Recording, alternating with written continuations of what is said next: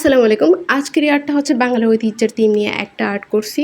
বাঙালি style মানে পান্তা ইলিশ। কেউ ব্রেকফাস্টে কফি পছন্দ করে আর বাঙালি একতলা পান্তা সাথে ইলিশ, পেঁয়াজ, মরিচ, লেবু এসবও কিন্তু খুব পছন্দ করে।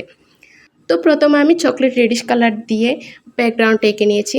তারপর আমি পাটাতন এঁকেছি ব্রাউন কালার দিয়ে। পাটাতনের শেপ দেওয়ার জন্য আমি এখানে ব্ল্যাক ইউজ করছি। তারপর একটু একটু করে পাটাতনের শেপটা দিয়ে দিচ্ছি। এর আগে অনেক আপুকে দেখেছি পান্তা ইলিশ থিমের এই আর্টটা করতে। আসলে কি যে বলবো, আপুদের আর্টগুলো এত যে সুন্দর হয়েছে।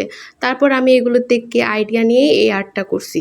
আপনাদের আমার এই আর্টটা কেমন লাগছে তা কমেন্ট বক্সে অবশ্যই জানাবেন। এরপর এখানে আমি পাটাতনের উপর কলা পাতার একটা শেপ দিয়েছি। কলা পাতার শেপটা দেওয়ার জন্য আমি এখানে গ্রিন ইউজ করছি, সাথে হালকা গ্রিন টেক্সচার।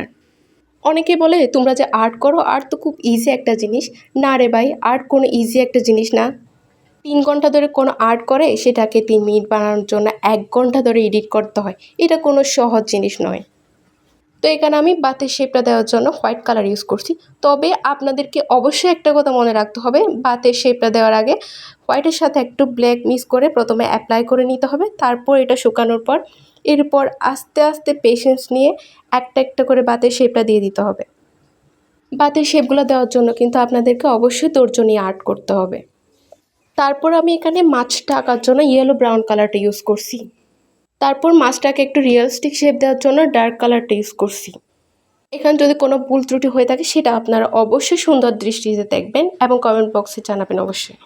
আর্টটা আমি প্রায় ২ ঘন্টা সময় ধরে আর্ট করছি। আসলে একটা আর্টের পিছনে যে কতটা পরিশ্রম থাকে সেটা একজন আর্টিস্টরাই জানে। তারপর আমি আর্টটাকে একটু হাইলাইট করার জন্য রেড কালার দিয়ে একটা কাঁচামরিচের শেপ দিয়েছি। এরপর মরিচের উপরের শেপটা দেওয়ার জন্য গ্রিন ইউজ করছি। এরপর লেবুর শেপটা দেওয়ার জন্য গ্রিন কালারের সাথে একটু হোয়াইট মিক্স করেছি। আসলে একটা আর্টের মধ্যে কালার মিক্সিংয়ের ব্যাপারটা সবচাইতে বেশি ইম্পর্ট্যান্ট। তো আজ এই পর্যন্ত। আর্টটা কেমন লাগছে আপনারা কমেন্ট বক্সে অবশ্যই জানাবেন। Good bye, tata, see you again ইনশাআল্লাহ।